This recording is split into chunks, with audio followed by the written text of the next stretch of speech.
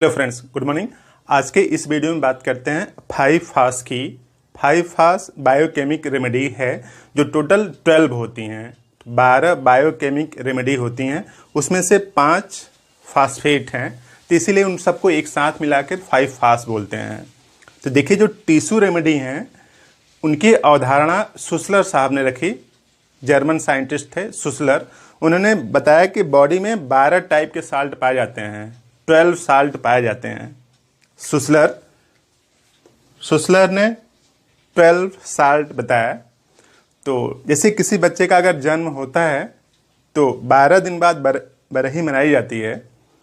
तो उसके पीछे कारण क्या है मुझे नहीं पता, लेकिन हमें लगता है कि ये जो 12 टिश्यू साल्ट है ना, इन्हीं को नमन करने के लिए मनाया जाता है कि बॉडी में 12 टिश्यू साल्ट ठीक से बने रहें। और अगर बॉडी में 12 टिश्यू साल्ट ठीक से बने रहेंगे तो बीमार होने की धारणा बॉडी के अंदर उत्पन्न नहीं होगी। तो इसलिए 12 टिश्यू साल्ट महत्वपूर्ण हैं। और उस 12 टिश्यू साल्ट में 5 फास्फेट हैं, और इसीलिए उन सबको मिलाकर के 5 फास बोला जाता है। तो अगर 5 फास की अगर बात करें तो पहला है कैलकेरिया फास, फेरम फास, मैग्नीशिया फास, नेट्रम फास और काली फास। इन सबको जब आप मेडिकल स्टोर जब खरीदते हैं तो पूरा नाम लिखा रहता है काली फास्फोरिका या फिर काली फास्फोरिकम। बात एक ही है, शार्ट में हम लोग उसको क्या लिखते हैं, फास। फास मीन्स फास्फोरिका या फिर फास्फोरिकम ना। तो ये देखिए 5 टाइप के फास्फेट हैं उसी 12 टिश्यू में। थोड़ी सी बात समझते हैं कि सुसलर साहब ने डिजीज को उत्पन्न होने का कारण और किस तरह से उसकी ओरिजिन समझाई। तो देखिए, सुसलर साहब ने ये बताया कि बॉडी के अंदर कई मेटाबॉलिक प्रोसेस चलते रहते हैं। मेटाबॉलिक प्रोसेस ठीक से चलेंगे तो बॉडी को प्रोसेस को एबनॉर्मल होने की संभावना कम होगी, खत्म होगी और आप बीमार नहीं पड़ेंगे। तो बीमार होना या ना होना इस बात पे डिपेंड करता है कि आपके बॉडी के अंदर मेटाबॉलिक प्रोसेस कैसे चल रहे हैं। बड़ी बीमारियां सब मेटाबॉलिक डिसऑर्डर हैं, जैसे diabetes, hypertension, blood pressure, thyroid, सब मेटाबॉलिक डिसऑर्डर हैं। आप किसी से पूछिए कि इन ये सब के लिए कौन सा बैक्टीरिया, वायरस, फंजाई रिस्पॉन्सिबल है, तो कोई नहीं ना। तो डायबिटीज, यूरिक एसिड, कोलेस्ट्रॉल, इन सब के लिए कोई बैक्टीरिया, वायरस, फंजाई रिस्पॉन्सिबल नहीं है। सिर्फ बॉडी के अंदर की जो मेटाबॉलिक प्रोसेस हैं वो एबनॉर्मल हो गई हैं, और उसी मेटाबॉलिक प्रोसेस के एबनॉर्मल होने के कारण बॉडी के अंदर डिजीज उत्पन्न होती हैं। तो देखिए, सुसलर ने बताया कि जैसे मान लीजिए यहाँ पे सेल है, ठीक, और एक ही टाइप के सेल मतलब एक काम करने वाली ना। तो एक टाइप के काम करने वाली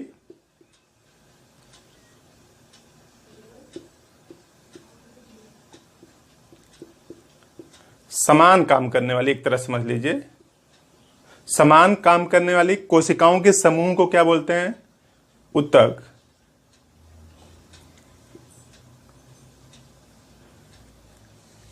टिश्यू तब बनता है जब कई सेल आपस में कंबाइन होती हैं। और सुसलर साहब ने इस तरह से बताया कि जैसे मान लीजिए सेल है, सेल के अंदर 12 टाइप के साल्ट पाए जाते हैं। उन्हीं साल्ट के मोशन में अगर डिस्टरबेंस आएगा तो मेटाबॉलिक प्रोसेस एबनॉर्मल होंगे। तो देखिए, जैसे मान लीजिए पूरा सेल है, सेल के अंदर उसका अपना क्या है, न्यूक्लियस है। न्यूक्लियस में क्या पाया जाता है, डीएनए और आरएनए पाया जाता है। डीएनए और आरएनए पाया जाता है। इस तरह से आरएनए बाहर भी पाया जाता है। तो इस तरह से डीएनए आरएनए का डिस्ट्रीब्यूशन होता है, और इसके अंदर ढेर सारे और कंपोनेंट्स पाए जाते हैं, माइटोकॉन्ड्रिया, एंडोप्लाज्मिक रेटिकुलम और पता नहीं क्या क्या ढेर सारी चीजें पाई जाती हैं। जब भी मेटाबॉलिक प्रोसेस होंगे, एग्जाम्पल के लिए आप समझिए प्रोटीन सिंथेसिस होगी, तो जब प्रोटीन सिंथेसिस होगी तो उसमें डीएनए कंट्रीब्यूट करता है। और प्रोटीन बनाने के लिए क्या चाहिए, अमीनो एसिड चाहिए। प्रोटीन बनाने के लिए क्या चाहिए, अमीनो एसिड। तो बॉडी के अंदर कोई भी अगर प्रोसेस चलेगा तो बिना एनर्जी की तो ऑपरेट होगा नहीं। तो बॉडी के अंदर प्रोसेस चले, ठीक से चले और उचित मात्रा में चले, उसके लिए जरूरी है कि कुछ सॉल्ट की जरूरत है और कुछ एनर्जी की जरूरत है। तो देखिए, जो बॉडी के लिए जो एनर्जी है ठीक है बात है, अमीनो एसिड कंबाइन होकर क्या बनाएगा, प्रोटीन बनाएगा ना। इस प्रोटीन को बनाने के लिए जब ये अमीनो एसिड, एक अमीनो एसिड दूसरे अमीनो एसिड से कंबाइन होता है ना, तो एटीपी लगती है। एटीपी का फुल फॉर्म है एडिनोसिन ट्राइफॉस्फेट। एडिनोसिन ट्राइफॉस्फेट यानी 3 फास्फेट मिलेंगे तब जाके एनर्जी का एक मॉलिक्यूल बनेगा, एटीपी बनेगा। तो फास्फेट तो यही से आएगा ना, इस सब में तो फास्फेट है, तो फास्फेट तो यहां से आने वाला है। तो देखिए एटीपी बनने के लिए जरूरी है किसकी, 3 फास्फेट, यानी इसी तरीके के 3 PO4 2 नेगेटिव मिलेंगे। तो 3 फास्फेट जब मिलेंगे तब जाके एक एटीपी बनेगी। और बॉडी के अंदर एनर्जी है तब मेटाबॉलिक प्रोसेस चलते हैं ना। तो डीएनए ने प्रोटीन बनाने के लिए स्टार्ट किया तो अमीनो एसिड तो आ गए, लेकिन एक अमीनो एसिड को दूसरा अमीनो एसिड जोड़ेगा कैसे।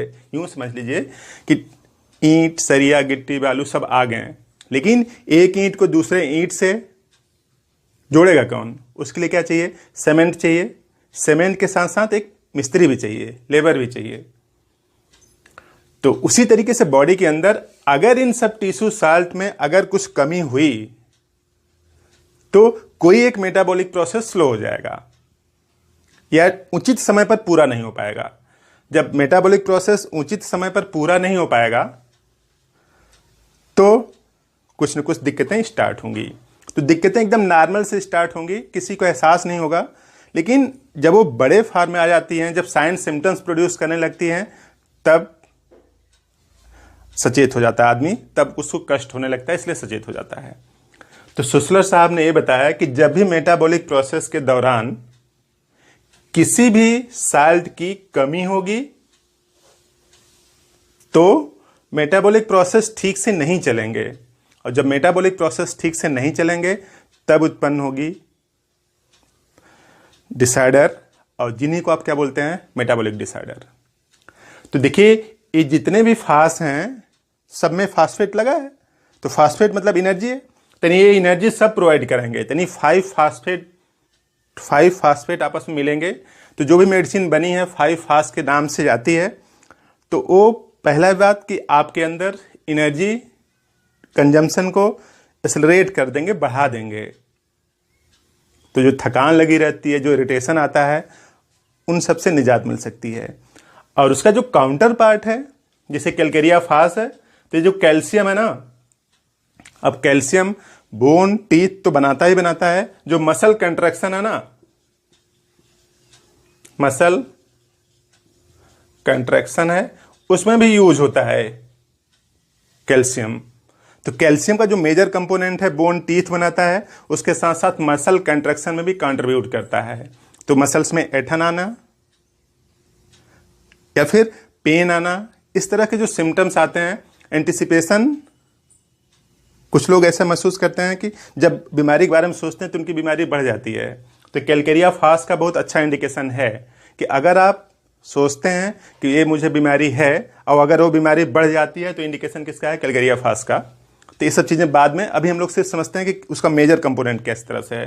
तो जो देखिए जो कैल्शियम है, बोन बनाता है, टीथ बनाता है, मसल कंट्रैक्शन में, मसल में फड़कन होने लगे तो हो सकता है कैल्शियम की एबनॉर्मलिटी हो। और ये फेरम फास्ट, ये तो एनर्जी वाला कंपोनेंट है, और जो फेरम है ना,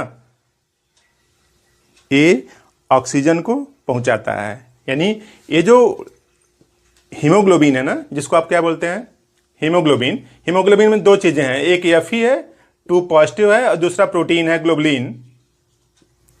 तो देखिए प्रोटीन जब Fe2 पॉजिटिव से फेरम से मिलेगा तब क्या बनेगा, हीमोग्लोबिन। ये जो हीमोग्लोबिन है ना, ऑक्सीजन को ट्रांसपोर्ट करता है, लंग से ले जाकर के पूरी बॉडी के टिश्यू में पहुंचाता है। तो ये जो फेरम फास्ट है उसका भी रोल है भाई। ऑक्सीजन जब जाएगी नहीं, उसका ट्रांसपोर्ट नहीं होगा तो एनर्जी कैसे बनेगी ना। यानी आपके पास ढेर सारा फास्फेट हो ना, तब भी एनर्जी नहीं बन पाएगी, क्योंकि ऑक्सीजन की भी जरूरत है ना। तो ये ऑक्सीजन को ट्रांसपोर्ट करता है फेरम फास्ट।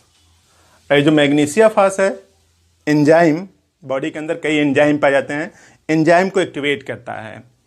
तो जैसे इस तरह से यूँ समझ लीजिए कि जब हम लोग ग्लूकोज खाते हैं, ये है ग्लूकोज तो एक बॉडी में एनर्जी में कन्वर्ट होने से पहले कई स्टेप से गुजरता है, डायरेक्ट एनर्जी में नहीं कन्वर्ट हो जाता है, कई स्टेप से गुजरता है। तो एक बनता है ग्लूकोज 6 फास्फेट, ग्लूकोज 6 फास्फेट बनता है। ये जो ग्लूकोज 6 फास्फेट है ना, यहाँ पे एक एंजाइम होता है हेक्सोकाइनेज, हेक्सोकाइनेज ठीक से काम कर पाए इसके लिए जरूरी है मैग्नीशियम 2 पॉजिटिव। अगर मैग्नीशियम 2 पॉजिटिव नहीं है तो हेक्सोकाइनेज ठीक से काम नहीं कर पाएगा। तो इस तरह से मैग्नीशिया फास्फेट बॉडी के लिए इसेंशियल कंपोनेंट है ना। तो ग्लूकोज आप खाएंगे, एनर्जी तब मिलेगी जब Mg2 पॉजिटिव ठीक समय पर पहुंच जाएगा रिएक्शन को स्टार्ट करने के लिए। और ये नेट्रम फास, जो नेट्रम है यानी सोडियम है, सोडियम क्या करता है? सोडियम नर्व कंडक्शन में कंट्रीब्यूट करता है। जैसे एक तंत्रिका कोशिका है, यहाँ से इंफॉर्मेशन रिसीव करती है, फिर दूसरी तंत्रिका कोशिका तक पहुँचाती है, फिर दूसरा तीसरा तक पहुँचाता है, इस तरह से तो पूरे बॉडी में चेन बन जाती है। तो इसके कंट्रैक्शन के लिए सोडियम पोटेशियम पंप होता है, एक सोडियम और पोटेशियम पंप होता है। अगर ये ठीक से रहेगा तो सेंसेशन प्रॉपर तरीके से रन करेगा बॉडी में, एक पार्ट से दूसरे पार्ट में। जैसे मान लीजिए आप खड़े हैं यहाँ पे इस तरह से, कोई एक छोटी सी चींटी अगर पैर पे चढ़ती है तो आपको तुरंत आभास हो जाता है ना? जब आभास हो जाता है इसका मतलब कि सोडियम पोटेशियम ने अपना कुछ काम किया, इंफॉर्मेशन ब्रेन तक पहुंची। और कालीफास ब्रेन टॉनिक माना जाता है, पूरी दुनिया में विख्यात है कि कालीफास ब्रेन के फंक्शन को नॉर्मलाइज करता है। तो देखिए जो सोडियम और पोटेशियम पंप है ना, देखिए sodium phosphate, potassium phosphate, sodium और पोटेशियम दोनों कंट्रीब्यूट करते हैं, फंक्शन अनगिनत हैं। सोडियम की अगर बात करें तो सोडियम, जैसे हम लोग नमक खाते हैं ना, ये है सोडियम क्लोराइड, तो ये फूड फ्लेवर को बढ़ाता है, डाइजेस्टिबिलिटी को बढ़ाता है ना, और एसिमिलेबिलिटी को बढ़ाता है, एब्जॉर्ब होने को भी बढ़ाता है ना। अगर सोडियम पूरी बॉडी से निकाल दिया जाए, इमेजिन कर लीजिए, कुछ लोग बोलते हैं कि उनमें सोडियम डिस्टर्बेंस होता है, यूरिक एसिड बढ़ गया, मोनोसोडियम यूरेट के रूप में जमा हो गया, तो बोलते हैं सोडियम ले ही ना। अगर आप सोडियम नहीं लेंगे ना तो ये जो शरीर है ना, इस शरीर के अंदर लगभग 60 से 65% पानी है ना। तो एक जो सोडियम है ना, वाटर को रिटेन करता है, सोडियम वाटर को बाइंड किए रखता है। इसलिए देखिए किसी को डायरिया डिसेंट्री होती है तो बोलते हैं साल्ट ORS का घोल पिलाइए। ORS में क्या होता है? सोडियम होता है, ग्लूकोज होता है, सोडियम क्लोराइड ग्लूकोज, तो ORS का घोल बनाते हैं। तो ये बॉडी में वाटर की मात्रा प्रॉपर बनाए रखता है। तो इस तरह से नेट्रम फास और कालीफास एक दूसरे के कंट्रीब्यूशन में, कोलैबोरेशन में काम करते हैं। सोडियम जहाँ पे है उसी के काउंटर दूसरे पार्ट क्या है? पोटेशियम भी है। तो इस तरह से जो 5 फास हैं मेटाबॉलिज्म को रेगुलेट करते हैं। सुसलर साहब ने ऐसा ही बताया कि 12 टिश्यू रेमेडी के जो 5 फास हैं एनर्जेटाइज कर देंगे पूरी बॉडी में, एनर्जी के कंजम्पशन को इम्प्रूव करेंगे, नॉर्मलाइज करेंगे। और 12 टिश्यू साल्ट जो है, बायो कम्बिनेशन 28 नंबर आता है तो उसमें 12 टाइप के साल्ट होते हैं। ये जो 28 नंबर का आता है, बायो कम्बिनेशन 28 नंबर का आता है, ठीक। तो इसमें 12 टिश्यू रेमेडीज हैं, यानी बॉडी के अंदर जितने भी साल्ट केमिकल्स की जरूरत पड़ती है, जिस फार्म में जरूरत पड़ती है उसी फार्म में है उसमें। तो आप इसका यूज कर सकते हैं। इसको 4 टैबलेट 1 कप गुनगुने पानी में घोल करके 3 बार, जैसे आप ऑफिस में काम करते हैं, कहीं जॉब करते हैं तो वहाँ पे गुनगुना पानी गर्म नहीं मिल पाता, तो आप सीधे 4 गोली जीभ पर रख जाइए। और ये 5 फास जिनको लगता है कि शरीर में एनर्जी ही नहीं है, कमजोरी सी लगती है, चिड़चिड़ापन है, किसी काम में मन नहीं लगता, जल्दी से थक जाते हैं, इन सब के लिए 5 फास ज़रूरी है। और 5 फास का आप यूज़ करें। अगर टैबलेट्स के रूप में 5 फास मिलता है तो उसी तरीके से 4 टैबलेट्स लें, 1 कप गुनगुने पानी में घोल कर, या फिर डायरेक्ट जीभ पर रख जाएं, या फिर अगर सिरप के रूप में लेते हैं, दोनों फार्म में आता है, सिरप के रूप में अगर आप लेते हैं तो 1 ढक्कन 1 कप गुनगुने पानी में डाल करके 3 बार पीजिए। तो बॉडी के मेटाबॉलिक प्रोसेस ठीक से चलेंगे तो मेटाबॉलिक डिसऑर्डर वाली जो डिजीजेज हैं वो सब नहीं होंगी। तो इस तरह से लंबा लेक्चर आपने पूरा देखा, तो कुछ बात भी समझ में आई होगी। तो प्लीज़ इसको लाइक ज़रूर कर दीजिए, और चैनल को अभी तक सब्सक्राइब नहीं किया, आप नए हैं तो सब्सक्राइब भी कर दें इसको। और हम आपको जानकारी बताते रहेंगे, आप दूसरों को बताते रहिए। इस तरह से सब लोग एक दूसरे से जानकारी शेयर करते रहेंगे, तो बीमार होने की जो पॉसिबिलिटी है, संभावना है, उसको हम लोग कम कर सकते हैं। तो आपने पूरा वीडियो देखा, थैंक यू।